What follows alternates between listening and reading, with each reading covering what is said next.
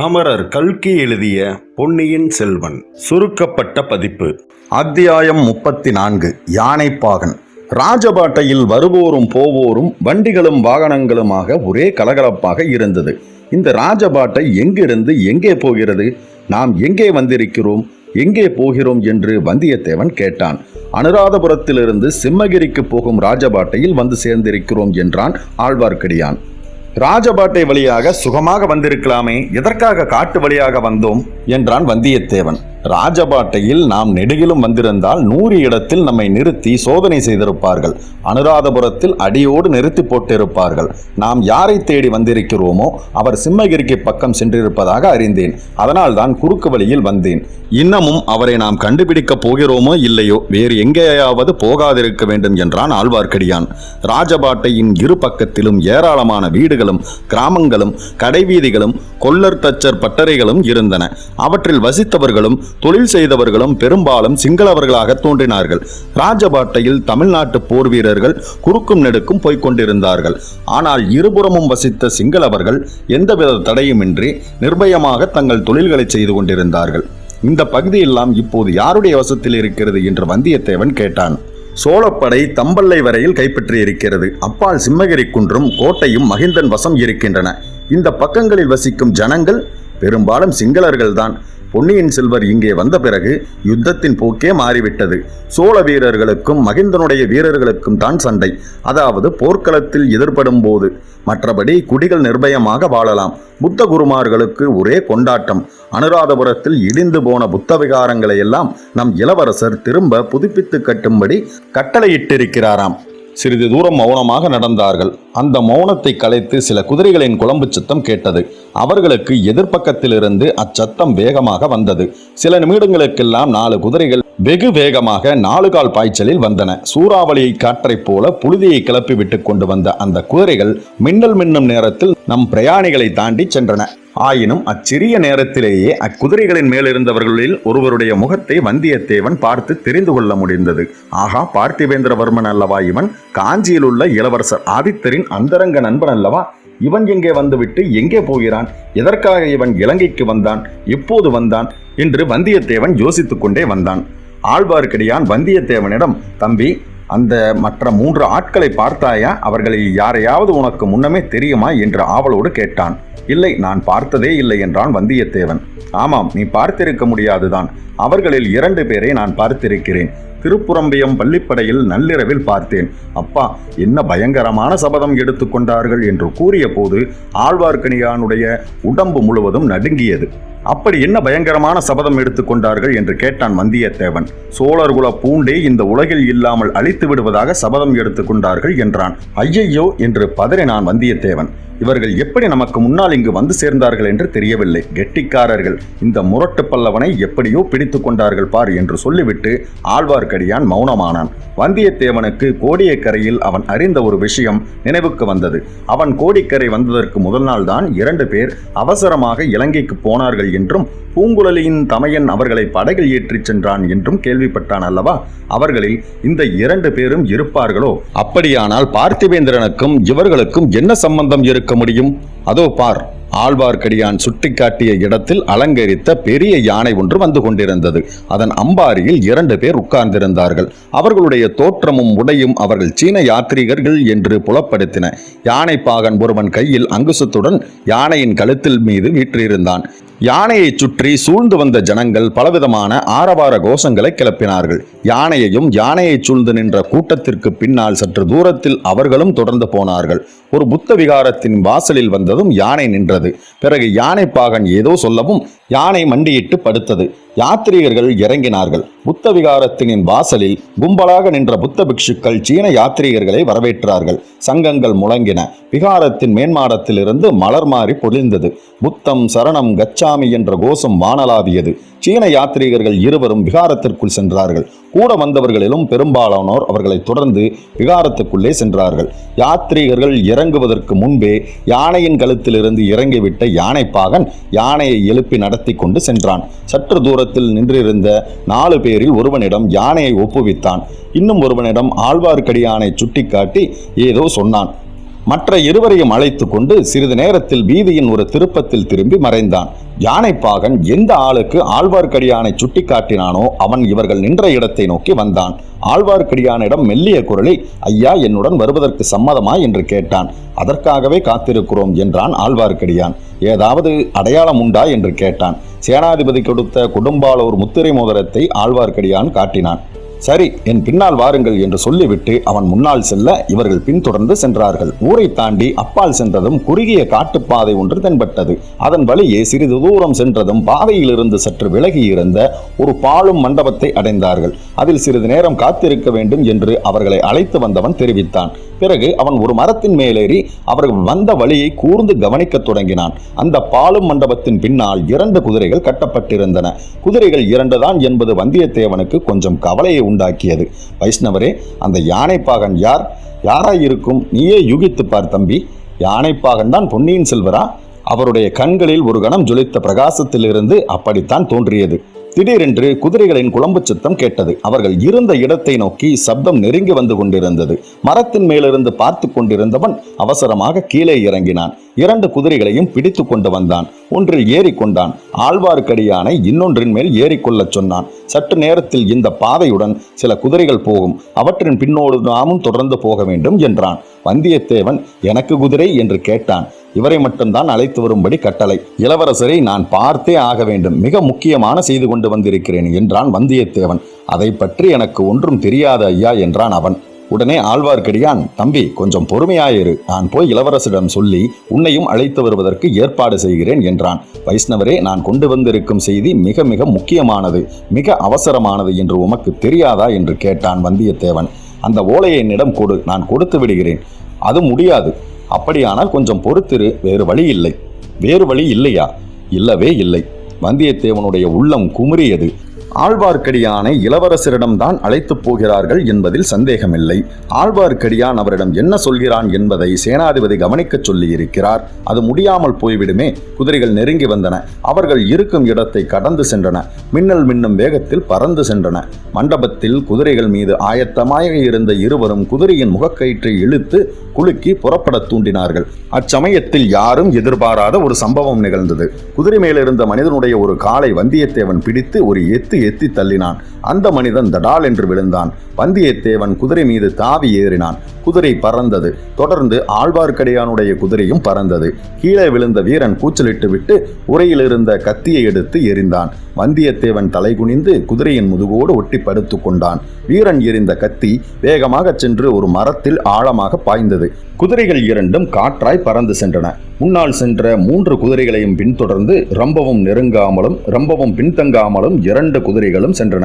நல்ல வேலை செய்தாய் தம்பி என்று ஆழ்வார்க்கடியான் வந்தியத்தேவனை உற்சாகப்படுத்தினான். ஆனால் வந்தியத்தேவன் மறுமொழி ஒன்றும் கூறவில்லை. இதன் முடிவு என்ன ஆகப் போகிறதோ என்று அவன் உள்ளம் கவலையில் ஆழ்ந்திருந்தது. குதிரைகள் வாயுவேக மனோவேகமாக குறுகிய காட்டுப்பாதையில் போய்கொண்டிருந்தன. அத்தியாயம் 35. அருள்மொழித்தேவர். முடிவில்லாத வழியில் குதிரைகள் போய்கொண்டிருப்பதாக வந்தியத்தேவனுக்கு தோன்றியது. இருபுறமும் காடுகள் அடர்ந்திருந்தன. அவற்றுக்குள் பார்த்தால் கண்ணங்கரிய பயங்கரமான இருள். எதிரே 3 குதிரைகள் போவது சில சமயம் கண்ணுக்கு நிழல் உருவங்களாக தெரிந்தது. ஆனால் குதிரைகளின் குளம்பு சத்தம் மட்டும் இடைவிடாமல் கேட்டுக்கொண்டிருந்தது. திடீரென்று வேறு சில சத்தங்கள் கேட்டன. காட்டின் நடுவில் எதிர்பார்க்க முடியாத சப்தங்கள். பல மனித குரல்களின் கோலாகல சப்தம். குதூகலமாக ஆடிப்பாடும் சப்தம். அதோ மரங்களுக்கிடையில் வெளிச்சம் தென்படுகிறது. சுளுந்துகளின் வெளிச்சத்தோடு பெரிய காலவாய் போன்ற அடுப்பு எரியும் வெளிச்சமும் தெரிகிறது. ஆஹா, இந்த காட்டின் நடுவே தாவடி போட்டுக்கொண்டு குதூகலமாக இருக்கும் வீரர்கள் யார்? சோழ நாட்டு வீரர்களா அல்லது பகைவர் படையைச் சேர்ந்தவர்களா?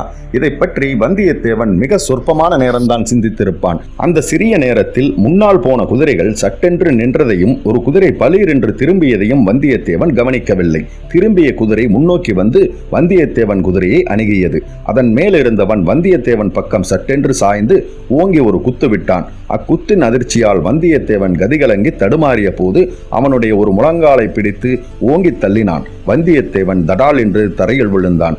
இதற்குள் அவனை தள்ளிய வீரன் குதிரையிலிருந்து கீழே குதித்து வந்தியத்தேவன் அருகில் வந்தான். திக்பிரமை கொண்டவனாக தள்ளாடி எழுந்திருக்க முயன்ற வந்தியத்தேவனுடைய இடையில் இருந்த கத்தியை பறித்து தூர வீசி எறிந்தான். உடனே வந்தியத்தேவனுக்கு ஆத்திரம் பொங்கிக் கொண்டு வந்தது.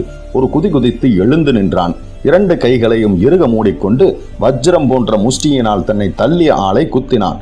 குத்து வாங்கி கொண்டவன் சும்மா இருப்பானா? அவனும் தன் கைவரிசையை காட்டினான். இருவருக்குள்ளும் பிரமாதமான துவந்த யுத்தம் நடந்தது. வந்தியத்தேவனுடன் வந்த ஆழ்வார்க்கடியானும் அவர்களுக்கு முன்னால் வந்த வீரர்களும் அந்த அதிசயமான சண்டையை கண்கொட்டாமல் பார்த்து கொண்டிருந்தார்கள். சீக்கிரத்தில் காலடி சத்தங்கள் கேட்டன. கையில் கொளுத்தப்பட்ட சுளுந்துகளுடன் வீரர்கள் சிலர் மரக்கிளையை விலக்கிக் கொண்டு அவ்விடத்திற்கு வந்தார்கள். அப்படி வந்தவர்களும் அதிசயத்துடன் அந்த துவந்த யுத்தத்தை பார்த்து கொண்டு நிற்கலானார்கள். சிறிது நேரத்திற்கெல்லாம் சுற்றிலும் ஒரு பெரிய கூட்டம் கூடிவிட்டது. கடைசியாக வந்தியத்தேவன் கீழே தள்ளப்பட்டான். அவனை தள்ளிய வீரன் அவன் மார்பின் மீது ஏறி உட்கார்ந்து கொண்டு இடையில் சுற்றியிருந்த துணிச்சுருளை அவிழ்த்தான். அதற்குள்ளிருந்த ஓலையை கைப்பற்றினான். அதை தடுப்பதற்கு வந்தியத்தேவன் ஆணமட்டு முயன்றும் அவன் முயற்சி பலிக்கவில்லை. ஓலை அவ்வீரனுடைய கையில் சிக்கியதும் துள்ளிப்பாய்ந்து சுற்றிலும் நின்றவர்கள் பிடித்திருந்த தீவெட்டி வெளிச்சத்தை நெருங்கி சென்றான். அவன் ஒரு சமிக்ஞை செய்யவும் மற்றும் இரு வீரர்கள் ஓடி வந்து வந்தியத்தேவன் தரையிலிருந்து எழுந்திருக்க முடியாமல் பிடித்து கொண்டார்கள். வந்தியத்தேவன் சொல்ல முடியாத ஆத்திரத்துடனும் தாபத்துடனும், பாவி வைஷ்ணவனே, அவனிடமிருந்து அந்த ஓலையை பிடுங்கு என்று கத்தினான். ஆழ்வார்க்கடியான் குதிரையிலிருந்து சாவதானமாக இறங்கி வந்தியத்தேவன் அருகில் சென்று, அட அசடே, ஓலை நீ யாருக்கு கொண்டு வந்தாயோ அவரிடம்தான் போயிருக்கிறது, ஏன் வீணாக புலம்புகிறாய் என்றான். தீவெட்டி வெளிச்சத்தில் ஓலையை படித்துக் கொண்டிருந்த வீரனுடைய முகத்தை மற்ற வீரர்கள் பார்த்து விட்டார்கள். உடனே ஒரு மகத்தான குதூகல ஆரவாரம் அவர்களிடம் எழுந்தது. பொன்னியின் செல்வர் வாழ்க வாழ்க, சோழகுல தோன்றல் வாழ்க வாழ்க என்பன போன்ற கோஷங்கள் எழுந்து அந்த வனப்பிரதேசமெல்லாம் பரவின. நன்றாக குத்தும் அடியும் பட்ட வந்தியத்தேவன் தரையில் உட்கார்ந்தபடி இதையெல்லாம் பார்த்து கொண்டிருந்தான். ஆஹா, இவர்தான் இளவரசர் அருள்மொழிவர்மரா? இவர் கையிலேதான் எவ்வளவு வலிமை, என்ன விரைவு! குட்டுப்பட்டாலும் மோதிர கையில் குட்டுப்பட வேண்டும் என்பார்களே, குத்துப்பட்டால் இவர் கையினால் அல்லவா குத்துப்பட வேண்டும் என்று எண்ணமிட்டுக் கொண்டிருந்தான். அருள்மொழித்தேவர் வந்தியத்தேவனை நோக்கி சமீபத்தில் வந்தார். அன்பரே, வருக வருக, அழகிய இலங்கை தீவுக்கு வருக. சோழ நாட்டு வீராதி வீரர்களுடன் சேர்வதற்கு இத்தனை தூரம் கடல் கடந்து வந்தீர்கள் அல்லவா? அப்படி வந்த உமக்கு நான் அளித்த வீர வரவேற்பு திருப்தி அளித்திருக்கிறதா என்று இளவரசர் கூறி புன்னகை புரிந்தார். அத்தியாயம் 36. வீரத்தோழன். வனத்தின் மத்தியில் உலர்ந்த குளத்தைச் சுற்றி மரங்கள் வளைவு வரிசையாக வளர்ந்து அதனால் இடைவெளி ஏற்பட்டிருந்த இடத்தில் சுமார் 1000 சோழ வீரர்கள் தாவடி போட்டிருந்தார்கள். அவர்களுடைய சாப்பாட்டிற்காக பெரிய பெரிய கல்லெடுப்புகளில் ஜுவாலை வீசிய நெருப்பின் பேரில் பிரம்மாண்டமான தவளைகளில் கூட்டாஞ்சோறு பொங்கிக் கொண்டிருந்தது. சோறு பொங்கி முடியும் வரையில் பொழுது போவதற்காக அவர்கள் ஆடல் பாடல் களியாட்டங்களில் ஈடுபட்டிருந்தார்கள். இளவரசே, எங்களுக்கு முன்னாலேயே இங்கு வந்த பார்த்திவேந்திர பல்லவனை நாங்கள் பார்த்தோம் என்றான் ஆழ்வார்க்கடியான். ஆம், அவர் எதற்காக வந்திருப்பார் என்று உன்னால் யூகித்து சொல்ல முடியுமா? நிச்சயமாக சொல்ல முடியும். தங்களை காஞ்சிக்கு அழைத்து வரும்படியாக ஆதித்தர் கரிகாலர் அவரை அனுப்பி வைத்திருக்கிறார். அடடே, உனக்கு தெரிந்திருக்கிறதே, இதோ உன் சிநேகிதன் இவ்வளவு பத்திரமாக கொண்டு வந்து ஒப்புவித்தானே, இந்த ஓலையில் என்ன எழுதியிருக்கிறது என்றும் உனக்கு தெரியும் போல இருக்கிறதே என்றார். தங்களை உடனே பழையாறைக்கு வந்து சேரும்படி தங்கள் தமக்கையார் எழுதியிருக்கிறார்கள் இளவரசே. இவனை வழியெங்கும் சங்கடத்தில் மாட்டிக்கொள்ளாதபடி காப்பாற்றி கொண்டு வருவதற்கு நான் பட்ட பாட்டை புத்த பகவானே அறிவார். அனுராதபுரத்தின் வழியாக வந்திருந்தால் இவன் நிச்சயமாக இங்கு வந்து சேர்ந்திருக்க மாட்டான். வழியில் யாருடனாவது சண்டை பிடித்து செத்திருப்பான். அதனாலே தான் காட்டு வழியாக இவனை தங்களிடம் பத்திரமாக கொண்டு வந்து சேர்த்தேன் என்றான் ஆழ்வார்க்கடியான். ஓஹோ, அப்படியானால் இவனை பத்திரமாக கொண்டு வந்து என்னிடம் சேர்ப்பதற்காகவே நீ இலங்கைக்கு வந்தாயா என்ன என்றார் பொன்னியின் செல்வர். இல்லை ஐயா, என் பங்குக்கு நானும் தங்களுக்கு ஒரு செய்தியை கொண்டு வந்திருக்கிறேன். முதல் மந்திரி அனிருத்தர் தாங்கள் இலங்கையிலேயே இன்னும் சிறிது காலம் தங்கியிருப்பது உசிதம் என்று சொல்லி அனுப்பியிருக்கிறார். இப்படி 3 மூத்தவர்கள் 3 விதமான செய்தி அனுப்பினால் நான் எதை கேட்பது என்றார் அருள்மொழிவர்மர். இச்சமயத்தில் வந்தியத்தேவன் குறுக்கிட்டு, இளவரசே, மன்னிக்க வேண்டும், தாங்கள் கேட்க வேண்டியது தங்கள் தமக்கையாரின் வார்த்தையைத்தான் என்றான். ஏன் அவ்விதம் சொல்கிறீர்கள்? ஏனெனில் தங்கள் தமக்கையின் வார்த்தைக்கே மதிப்பு கொடுக்க வேண்டும் என்று தங்கள் இருதயம் தங்களுக்கு சொல்கிறது. அப்படி தாங்கள் அவர் வார்த்தையை கேட்காவிட்டாலும் நான் கேட்டே தீர வேண்டும். தங்களை எப்படியும் அழைத்து கொண்டு வரும்படியாக இளைய பிராட்டி எனக்கு பணித்திருக்கிறார் என்றான் வந்தியத்தேவன். இளவரசர் வந்தியத்தேவனை ஏற இறங்க பார்த்துவிட்டு, இத்தகைய ஒரு வீர தோழன் கிடைக்க வேண்டும் என்று எத்தனையோ நாளாக நான் தவம் செய்து கொண்டிருந்தேன் என்றார்.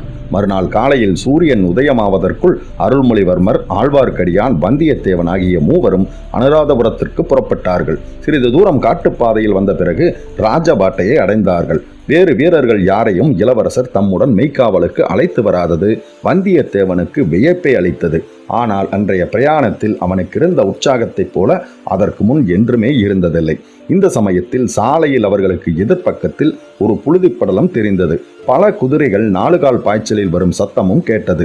சிறிது நேரத்திற்கெல்லாம் சிறிய குதிரைப்படை ஒன்று கண்ணுக்கு தெரிந்தது. குதிரை வீரர்கள் கையில் பிடித்திருந்த வேல்முனைகள் காலை வெயிலில் பளபளவென ஜொலித்தன. அவர்களுக்கு மத்தியில் புலிக்கொடி பறந்து கொண்டிருந்ததை பார்த்ததும் ஆழ்வார்க்கடியானுடைய கவலை நீங்கியது. அவர்களில் முன்னால் வந்த கட்டியக்காரர்கள் பறையெறிந்து அறிவித்தார்கள்.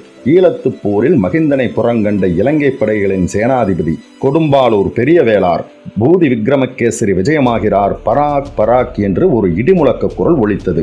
பல்லவ குலத் தோன்றல், வைகை போரில் வீரபாண்டியன் தலை கொண்ட வீராதி வீரர், வடவெண்ணை போரில் வேங்கிப்படையை முறியடித்த பராக்கிரம பூபதி பார்த்திபேந்திரவர்மர் விஜயமாகிறார், பராக் பராக் என்ற இன்னொரு இடிமுழக்க குரல் ஒலித்தது.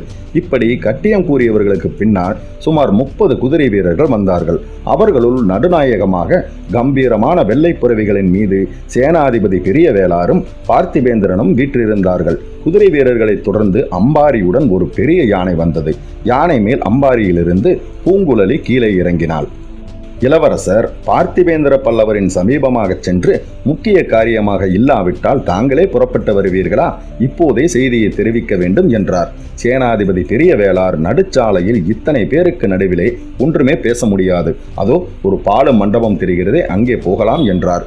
சாலைக்கு அப்பால் கொஞ்ச தூரத்தில் இருந்து பாலும் மண்டபத்தை நோக்கி அனைவரும் போனார்கள். மேற்கூரை இல்லாமல் வேலைப்பாடான கருங்கல் தூண்கள் மட்டும் நின்ற மண்டபத்தை அவர்கள் அடைந்தார்கள். மண்டபத்தின் மத்தியில் மேடான பீடமும் இருந்தது.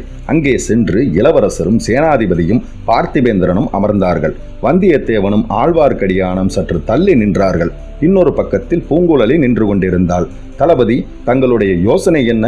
சில நாளைக்கு முன்பு முதன் மந்திரி அனிருத்த பிரம்மராயர் வந்திருந்தார். அவர் என் தந்தையின் மதிப்புக்கும் அபிமானத்திற்கும் உரியவர். அவர் என்னை இலங்கையிலேயே சில காலம் இருக்கும்படி யோசனை சொன்னார். தாங்களும் அதை ஆமோதித்தீர்கள். முதன் மந்திரி இதோ இங்கு நிற்கும் வைஷ்ணவரிடம் அதே யோசனையை திரும்பச் சொல்லி அனுப்பியிருக்கிறார். என் தமக்கை இளைய பிராட்டியிடம் எனக்கு எவ்வளவு மதிப்பு உண்டு என்பது தங்களுக்கு தெரியும். அவர் இட்ட கோட்டை நான் தாண்ட மாட்டேன். இலங்கைக்கு அவர் வரச் சொல்லித்தான் வந்தேன். இளைய பிராட்டி இதோ இந்த வானர் குலத்து வீரனிடம் ஓலை கொடுத்து அனுப்பியிருக்கிறார். ஒரு விதத்தில் என் தமக்கையின் செய்தியும் பார்த்திபேந்திரர் கூறியதை ஒட்டியிருந்தது. ஆனால் உடனே புறப்பட்டு பழையாறைக்கு வரும்படி எழுதி அனுப்பியிருக்கிறார். என் தமையனாரோ காஞ்சிக்கு வரும்படி இவரிடம் கூறி அனுப்பியுள்ளார். சேனாதிபதி, தங்களுடைய கருத்து என்ன என்றார் இளவரசர். இளவரசே, இன்று காலை வரையில் தாங்கள் இந்த இலங்கை தீவிலேயே இருக்க வேண்டும் என்ற கருத்துடன் தான் நான் இருந்தேன். ஆனால் இன்று அதிகாலையில் அதோ நித்திராலை அந்த பெண் வந்து ஒரு செய்தி சொன்னாள். அதை கேட்டதும் என் கருத்தை மாற்றிக்கொண்டேன். தாங்கள் உடனே காஞ்சிக்கு போக வேண்டியது அவசியம் என்று எனக்கு இப்போது தோன்றுகிறது என்றார் இலங்கை சேனாதிபதி. தூணருகில் நின்ற தன்னை கடைக்கண்ணால் பார்த்து கொண்டிருந்த பூங்குழலியின் மீது இளவரசர் தம் பார்வையை செலுத்தினார். அந்த பெண் என்ன செய்து கொண்டு வந்திருக்கிறாள் என்றார். இளவரசே, தங்களை சிறைப்படுத்தி கொண்டு வருவதற்காக பழுவேட்டரையர்கள் 2 பெரிய மரக்கலங்களையும் அவை நிறைய போர் வீரர்களையும் அனுப்பியிருக்கிறார்கள். மரக்கலங்கள் தொண்டைமானாற்று கால்வாயில் புகுந்து மறைவான இடத்திலே வந்து நிற்கின்றன என்ற சேனாதிபதி தொடர்ந்து பூங்குழலி கூறியதை மேலும் விரிவாக சொன்னார். சேனாதிபதி பூதி விக்ரமகேசரி கூறிய செய்தியை கேட்டதும் இளவரசர் முகத்தில் புன்னகை அரும்பியது. பார்த்திபேந்திரன் கொதித்தெழுந்தான். சேனாதிபதி, என்ன சொன்னீர்? இது உண்மைதானா? என்னிடம் ஏன் இதுவரையில் சொல்லவில்லை? இந்த பெண்ணை நீர் நம்முடன் கட்டி இழுத்து வந்ததற்கு காரணம் இப்போதல்லவா தெரிகிறது? மறுபடியும் கேட்கிறேன், பழுவேட்டரையர்கள் இளவரசரை சிறைப்படுத்தி வர கப்பல்களை அனுப்பியிருப்பது உண்மையா என்று கேட்டான். ஆமையா, இந்த பெண் கண்ணால் பார்த்ததாகவும் காதால் கேட்டதாகவும் கூறுவதை நம்புவதாக இருந்தால் அது உண்மைதான். ஆஹா, அந்த கிழவர் திருக்கோவலூர் மிலாடுடையார் கூறியது உண்மையாயிற்று. பழுவேட்டரையர்களை உள்ளபடி உணர்ந்தவர் அவர்தான். சேனாதிபதி, இத்தகைய செய்தியை அறிந்த பிறகு ஏன் சும்மா இருக்கிறீர்கள்? பராந்தக சக்கரவர்த்தியின் குலத்தோன்றலை, சுந்தர சோழரின் செல்வப் புதல்வரை, நாடு நகரமெல்லாம் போற்றும் இளவரசரை இந்த அற்பர்களாகிய பழுவேட்டரையர்கள் சிறைப்படுத்தி வர ஆட்களை அனுப்பும்படி ஆகிவிட்டதா? இனியும் என்ன யோசனை? உடனே படைகளுடன் புறப்பட்டு சென்று இளவரசரை சிறைப்படுத்த வந்தவர்களை அழித்து இந்த இலங்கை தீவிலேயே அவர்களுக்கு சமாதியை எழுப்புவோம். பிறகு நாம் போட்ட திட்டத்தின்படி காரியத்தை நடத்துவோம். கிளம்புங்கள், இன்னும் ஏன் தயக்கம் என்று பார்த்திபேந்திரன் பொரிந்து தள்ளினான். சேனாதிபதி பூதி விக்ரமகேசரி அவனை பார்த்து, பார்த்திபேந்திரா, நீ இப்படி துடிப்பாய் என்று எண்ணித்தான் நான் முன்னமே இந்த பெண் கொண்டு வந்த செய்தியை உன்னிடம் சொல்லவில்லை. நன்றாக யோசித்து செய்ய வேண்டிய காரியம் அவசரப்படுவதில் பயனில்லை என்றார். அப்போது இளவரசர், சேனாதிபதியின் மனதில் உள்ளதையும் தெரிந்து கொள்ளலாமே. ஐயா, தாங்கள் எதை பற்றி யோசிக்க வேண்டும் என்கிறீர்கள் என்று எந்தவித படபடப்புமின்றி நிதானமாக கேட்டார். தங்களை சிறைப்படுத்துவதற்கு இந்த வார்த்தைகளை சொல்லவும் என் வாய் கூசுகிறது. ஆனாலும் சொல்ல வேண்டியிருக்கிறது. தங்களை சிறைப்படுத்த வந்திருப்பவர்களின் சக்கரவர்த்தியின் கட்டளையோடு வந்திருந்தால் நாம் என்ன செய்வது? அப்போதும் அவர்களை எதிர்த்து போரிடுவதா? இதை கேட்ட பார்த்திபேந்திரன் கடகடவென்று சிரித்துவிட்டு, அழகாக இருக்கிறது தங்கள் வார்த்தை. சக்கரவர்த்தி சொந்தமாக கட்டளை போடும் நிலையிலாய் இருக்கிறார். அவரைத்தானே பழுவேட்டரையர்கள் சிறை வைத்திருக்கிறார்களே என்றான். பூங்குழலி, நம் சேனாதிபதியிடம் நீ சில விஷயங்களை சொன்னாயாம். தொண்டைமான் நதியில் 2 பெரிய மரக்கலங்கள் வந்து மறைவான இடத்தில் ஒதுங்கி இருப்பதாகவும் அவை நிறைய போர் வீரர்கள் வந்திருப்பதாகவும் சொன்னாயாமே, அது உண்மைதானா? மரக்கலங்களை பார்த்ததும் நீ உன் படகை ஒரு குறுகிய கால்வாயில் விட்டு கொண்டு போனாய். கப்பல்கள் போகும் வரையில் காத்திருப்பதற்காக அடர்ந்த காட்டினுள் புகுந்து மறைவான இடத்தில் படுத்து கொண்டிருந்தாய். அச்சமயம் கப்பலிலிருந்து இறங்கிய வீரர்கள் சிலர் அங்கே வந்தார்கள். நீ படுத்த இடத்துக்கு பக்கத்தில் அவர்கள் நின்று பேசிக் கொண்டார்கள். அவர்கள் பேச்சை ஒட்டு கேட்க வேண்டும் என்று நீ விரும்பவில்லை. உன் விருப்பமில்லாமலேயே அவர்கள் பேச்சு உன் காதில் விழுந்தது. நீ கேட்கும்படி நேர்ந்தது. அவர்களுடைய பேச்சை கேட்டது. அதை பற்றி உடனே சேனாதிபதியிடம் எச்சரிக்கை செய்ய வேண்டும் என்று உனக்கு தோன்றியது. வீரர்கள் அப்பால் போன உடனே நீ புறப்பட்டாய். சேனாதிபதி இருக்கும் இடத்தை தேடிக்கொண்டு விரைந்து வந்தாய். தடைகளை பொருட்படுத்தாமல் நீ பிடிவாதம் பிடித்து சேனாதிபதியை பார்த்து சொன்னதே நல்லதாக போயிற்று. பூங்குழலி, சேனாதிபதியிடம் கூறியதை என்னிடம் ஒரு தடவை கூறுவாயா? மரத்தின் மறைவிலிருந்து நீ கேட்டாயே, அப்போது அந்த வீரர்கள் எந்த விஷயத்தை பற்றி பேசினார்கள் என்றார் இளவரசர். அரசே, அதை சொல்வதற்கு என் நா கூசுகிறது. தங்களை சிறைப்படுத்தி கொண்டு போவதற்காக அவர்கள் வந்திருப்பதாக பேசிக்கொண்டார்கள். சக்கரவர்த்தியின் கட்டளை என்று பேசிக்கொண்டார்கள். தாங்கள் இந்நாட்டில் உள்ள புத்தகுருக்களுடன் சேர்ந்து கொண்டு இலங்கை ராஜ்யத்திற்கு மன்னராக முடிசூட்டிக் கொள்ள சூழ்ச்சி செய்கிறீர்களாம். இவ்விதம் சொன்ன அந்த பாவிகளை அங்கேயே கொன்று போட வேண்டும் என்று எனக்கு கோபமாக வந்தது. நல்ல காரியம் செய்ய எத்தனித்தாய். சக்கரவர்த்தியின் தூதர்களை எந்த விதத்திலும் தடை செய்யக்கூடாது என்று உனக்கு தெரியாதா? நல்லது. இன்னும் அவர்கள் முக்கியமான விஷயம் ஏதேனும் சொன்னதாக உனக்கு ஞாபகம் இருக்கிறதா என்று கேட்டார் இளவரசர். சேனாதிபதிக்கு அவர்கள் எதற்காக வந்திருக்கிறார்கள் என்ற விஷயம் தெரியக்கூடாது என்றும், தெரிந்தால் தங்களை தப்புவிக்க அவர் பிரயத்தனம் செய்யலாம் என்றும் சொன்னார்கள். ஆகையால் தாங்கள் இருக்குமிடம் தெரிந்து கொண்டு நேரில் தங்களிடம் கட்டளையை கொடுத்து கையோடு அழைத்து போக வேண்டும் என்றும் சொன்னார்கள் என்று சொன்னால் பூங்குழலி. உடனே இளவரசர், ஆகையால் நீ உடனே சேனாதிபதியை தேடிக்கொண்டு புறப்பட்டாயாக்கும். எனக்கு பெரிய உதவி செய்தாய். நன்றி என்றார் இளவரசர். அத்தியாயம் 37. மந்திராலோசனை. இளவரசர் சேனாதிபதி பூதி விக்ரமகேசரியை பார்த்து, ஐயா, பரம்பரையாக எங்கள் குடும்பத்திற்கு சிநேகிதமான குலத்தின் தலைவர் தாங்கள். என் தந்தையின் உற்ற நண்பர். தங்களை நான் என் தந்தைக்கு இணையாகவே மதித்து வந்திருக்கிறேன். தாங்களும் என்னை தங்கள் சொந்த புதல்வனாகவே கருதி பாராட்டி வந்திருக்கிறீர்கள். ஆகையால் இச்சமயம் என்னுடைய கடமையை செய்வதற்கு தாங்கள் உதவி செய்ய வேண்டும். அதற்கு குறுக்கே நிற்கக்கூடாது என்றார். சேனாதிபதி மறுமொழி கூறுவதற்குள் பார்த்திபேந்திரனையும் திரும்பி பார்த்து, ஐயா, தங்களையும் கேட்டுக்கொள்கிறேன். தாங்கள் என் அருமை தமையனாரின் உற்ற நண்பர். என் தமையனாரின் வாக்கை தெய்வத்தின் வாக்காக மதித்து நான் போற்றுகிறவன். ஆகையால் தங்களுடைய வார்த்தையையும் மதித்து போற்ற கடமைப்பட்டவன். தங்களை பெரிதும் வேண்டிக் கொள்கிறேன். என் கடமையை நான் நிறைவேற்றுவதற்கு தடை எதுவும் சொல்லக்கூடாது என்றார் இளவரசர். சேனாதிபதியும் பார்த்திபேந்திரனும் ஒருவரை ஒருவர் பார்த்து கொண்டார்கள். அந்த பார்வையின் மூலம் ஒருவருடைய பயத்தை இன்னொருவருக்கு தெரிவித்துக் கொண்டார்கள். சேனாதிபதி இளவரசரை பார்த்து, இளவரசே, தாங்கள் கூறுவது ஒன்றும் எனக்கு விளங்கவில்லை. தங்களுடைய கடமையை செய்ய போவதாக சொல்கிறீர்கள். தங்கள் கடமை என்றால் என்ன? எந்த கடமையை என்ன மாதிரி செய்ய போவதாக உத்தேசித்திருக்கிறீர்கள் என்று கேட்டார். இச்சமயம் என்னுடைய கடமை ஒன்றே ஒன்றுதான். என் தந்தையின் கட்டளையை நிறைவேற்றி வைக்க வேண்டியதுதான். என்னை சிறைப்படுத்தி கொண்டு வரும்படியான கட்டளையுடன் என் தந்தையின் ஆட்களை அனுப்பி வைத்திருக்கிறார்கள். என்னை அவர்கள் தேடி அலையும்படியாக ஏன் வைத்துக் கொள்ள வேண்டும்? நானே அவர்கள் இருக்குமிடம் சென்று என்னை ஒப்பு கொடுத்து விடுவேன். அதுவே இப்போது நான் செய்ய வேண்டிய கடமை என்றார். முடியவே முடியாத காரியம். என் உடம்பில் உயிருள்ளவரை அதை நான் அனுமதிக்க மாட்டேன். தடுத்தே தீருவேன் என்றான் பார்த்திபேந்திரன். சேனாதிபதி அவனை பார்த்து, பதற வேண்டாம், பொறுங்கள் என்றார். பின்னர் இளவரசரை நோக்கி கூறினார், ஐயா, தங்களுடைய கடமையை பற்றி சொன்னீர்கள். எனக்கும் ஒரு கடமை இருக்கிறது. அருள் புரிந்து அதையும் கேட்க வேண்டும். அரண்மனை மாடங்களில் அருமையாக வளர்க்கப்பட்டு வந்த தங்களை சென்ற ஆண்டில் தென்திசைப்படையின் மாதண்ட நாயகராக சக்கரவர்த்தி நியமித்தார். அப்போது என்னை தனியாக அழைத்துச் சொன்னார். இளவரசன் என்னை விட்டு பிரிவது என் உயிரே உடலிலிருந்து பிரிவது போல இருக்கிறது. ஆயினும் என்னுடைய ஆசைக்காக அவனை நான் அரண்மனைக்குள்ளேயே வைத்து வளர்க்கக்கூடாது. அவன் வெளியேறி போக வேண்டியதுதான்.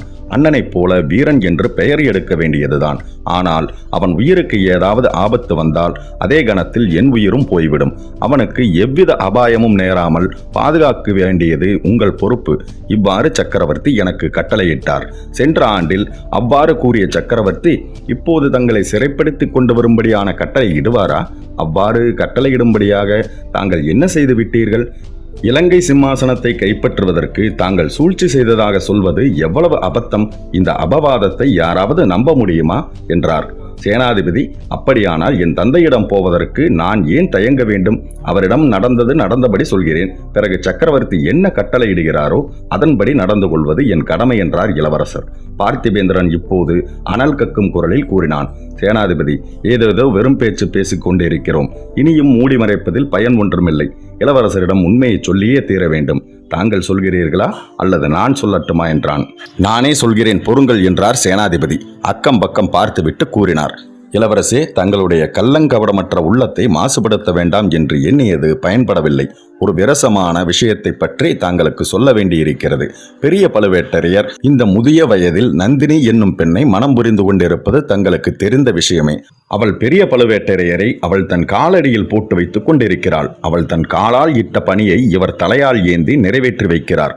பழங்குடியில் பிறந்து பல வீரச் செயல்கள் புரிந்த அந்த பெரியவருக்கு விதிவசத்தால் இந்த மாதிரி துர்கதி சம்பவித்து விட்டது என்று அவர் சொல்லிக் கொண்டிருக்கும் போதே இளவரசர் குறுக்கிட்டார்.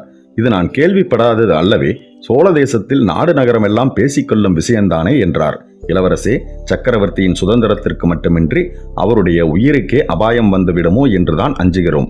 நந்தினியை பற்றி முழு உண்மையை நேற்று வரை நானே அறிந்து கொள்ளவில்லை. நேற்று இரவுதான் பார்த்திபேந்திரன் மூலமாக தெரிந்து கொண்டேன். அந்த பயங்கரமான விஷயத்தை தாங்களும் தெரிந்து கொள்வது அவசியம். 3 வருடங்களுக்கு முன்னால் மதுரைக்கு அருகில் வீரபாண்டியனோடு இறுதி யுத்தம் நடந்தது அல்லவா? அப்போது தங்கள் தமையனார் கரிகாலரும் இதோ இங்கே உள்ள பார்த்திபேந்திரனும் நானும் கலந்தாலோசித்து ஒவ்வொரு காரியத்தையும் செய்து வந்தோம். பாண்டியனுடைய படைகள் அடியோடு நிர்மூலமாயின. வீரபாண்டியன் முன்னொரு தடவை பாலைவனத்தில் ஓடி ஒளிந்தது போல் இப்போது ஓடி தப்பிக்க முயன்றான். அதற்கு இடம் கொடுக்க கூடாதென்று நாங்கள் மூவரும் அவனை எப்படியாவது கைப்பற்ற தீர்மானித்து பெருமுயற்சி செய்தோம். இந்த தடவை வீரபாண்டியனுடைய தலையை கொண்டு போகாமல் தஞ்சாவூருக்கு திரும்புவதில்லை என்று நாங்கள் மூவரும் சபதம் செய்திருந்தோம். ஆகையால் வேறு யாரையும் நம்புவதில்லை என்று நாங்களே அவனை தொடர்ந்து சென்றோம். கடைசியாக ஒரு கோவிலுக்கு பக்கத்தில் இருந்த குடிசையில் அவன் ஒளிந்திருப்பதை கண்டுபிடித்தோம். குடிசைக்கு வெளியில் எங்களை காவலுக்கு நிறுத்தி வைத்துவிட்டு தங்கள் அண்ணன் கரிகாலர் தான் உள்ளே நுழைந்தார். வீரபாண்டியனை கொன்று அவன் தலையை எடுத்து வந்தார். நாங்களும் எங்கள் காரியம் முடிந்து விட்டதென்று குதூகலமாக திரும்பிச் சென்றோம். ஆனால் அந்த குடிசைக்குள்ளே ஒரு சிறிய நாடகம் நடந்ததென்பது எங்களுக்கு தெரியாது. வீரபாண்டியனுக்கு அடைக்கலம் கொடுத்திருந்த பெண் ஒருத்தி குறுக்கே நின்று தடுத்து உயிர் பிச்சை கேட்டாள். கரிகாலர் அவளை உதைத்து தள்ளிவிட்டு வீரபாண்டியனுடைய தலையை கொய்து வெளியே எடுத்து வந்தார். இளவரசே, அவ்விதம் சோழகுலத்தின் ஜன்ம சத்ருவான வீரபாண்டியனை காப்பாற்ற முயன்றவள் தான் நந்தினி. அவள்தான் பிற்பாடு 70 வயது கிழவரை மணந்து தஞ்சாவூருக்கு வந்து பழுவூர் இளையராணியாக விளங்குகிறாள். அவள் எதற்காக என்ன நோக்கத்துடன் வந்திருப்பாள் என்பதை நாம் யூகிக்கலாம் அல்லவா? வீரபாண்டியனுக்காக பழிக்கு பழி வாங்கத்தான் வந்திருக்கிறாள். சோழகுலத்தை அடியோடு நிர்மூலமாக்கி விடுவதற்காக வந்திருக்கிறார். சோழகுலத்தை பூண்டோடு அழித்துவிட பயங்கர சபதம் எடுத்திருக்கும் கூட்டத்தை பற்றி அதோ நிற்கும் வைஷ்ணவன் சாட்சி சொல்வான். அவர்களுக்கு அவசியமான பணத்தை எல்லாம் நந்தினிதான் கொடுக்கிறாள். இளவரசே, துரதிர்ஷ்டவசமாக நம் சக்கரவர்த்தி பெருமானும் அந்த பாதகியின் வலையில் விழுந்து விட்டதாக காண்கிறது. மதுராந்தகத்தேவனுக்கு பட்டம் கட்டுவது பற்றி சக்கரவர்த்தியை யோசித்து வருவதாக தெரிகிறது. ஆகையால் சக்கரவர்த்தியின் கட்டளை என்று கருதி தாங்கள் தஞ்சைக்கு போவதற்கு இது தருணமல்ல என்றார். உடனே இளவரசர், சேனாதிபதி, தாங்கள் கூறிய செய்திகள் எனக்கு மிக்க வியப்பை உண்டு பண்ணியிருக்கின்றன. ஆயினும் அச்செய்திகளில் நான் செய்த முடிவுதான் உறுதிப்படுகிறது. என் தந்தையை அவ்வளவு பயங்கரமான அபாயங்கள் சூழ்ந்திருக்கும் போது நான் இருக்க வேண்டிய இடம் அவர் அருகிலேதான். இலங்கை அரசு எனக்கு எதற்கு, அல்லது இந்த உயிர்கள்தான் எண்ணத்திற்கு? இனி யோசனை ஒன்றும் தேவையில்லை. என்னை தடை செய்வதற்கு யாரும் முயல வேண்டாம் என்றார் இளவரசர்.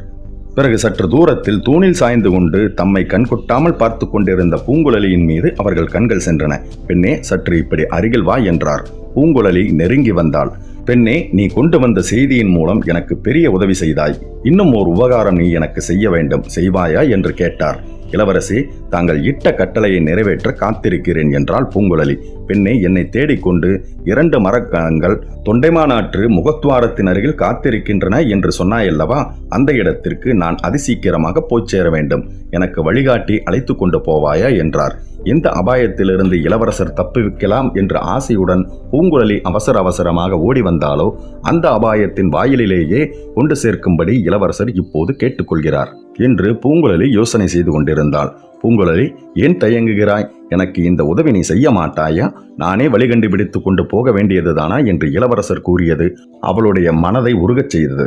இளவரசி, வழிகாட்ட நான் வருகிறேன் என்றாள். சேனாதிபதி பூதி விக்ரமகேசரி அப்போது தன் தொண்டையை கனைத்துக் கொண்ட சப்தம் பூகம்பம் ஏற்படுவதற்கு முன்னால் பூமியின் கர்ப்பத்திலிருந்து எழுகின்ற பயங்கர துணியை நிகழ்த்திருந்தது. அவர் ஓரடி முன்னால் வந்து கூறினார், இளவரசி, தங்கள் விருப்பத்திற்கு குறுக்கே நான் நிற்க மாட்டேன். ஆனாலும் என் வேண்டுகோள் ஒன்றுக்கு செவிசாய்க்க வேண்டும். தங்களை சிறைப்படுத்த வந்திருப்பவர்களிடம் தங்களை ஒப்படைக்கும் வரையில் தங்களை பாதுகாப்பது என் பொறுப்பு. என் மனதில் உள்ளதை சொல்வதற்காக மன்னியுங்கள். இந்த பெண்ணின் மீதே எனக்கு கொஞ்சம் சந்தேகம் உண்டு. கொலைகாரர்களுக்கு இவளும் ஒருவேளை உடந்தையாயிருக்கலாம் அல்லவா? மரக்கலங்களில் தங்களை சிறைப்படுத்தி அழைத்து போக வந்திருக்கிறார்கள் என்பதே இவளுடைய கற்பனையாக கூட இருக்கலாம் அல்லவா? ஏன் இருக்கக்கூடாது? இந்த பெண் தாராளமாக வழிகாட்டி கொண்டு வரட்டும். நம்முடைய யானை மேல் ஏறிக்கொண்டு முன்னால் செல்லட்டும். ஆனால் தங்களுடன் நானும் தொண்டைமான் ஆற்றில் உள்ள கப்பல்களை காணும் வரையில் வந்தே தீர்வேன். அது என்னுடைய கடமை என்றார் சேனாதிபதி. சேனாதிபதியின் இந்த பேச்சை புன்னகை பூத்த முகத்துடன் கேட்டுக்கொண்டு நின்ற இளவரசர், அப்படியே ஆகட்டும், தங்களுடைய கடமையை நிறைவேற்றுவதற்கு நானும் குறுக்கே நிற்கவில்லை என்றார். மேலும் நடந்த நிகழ்வுகளை அடுத்த பதிவில் காணலாம். பொன்னியின் செல்வன் கதையின் மூலமாக தொடர்ந்து பயணிப்போம். நீங்களும் நானும் வந்தியத்தேவனுடன். அன்புடன் உங்கள் கார்த்திகேயன்.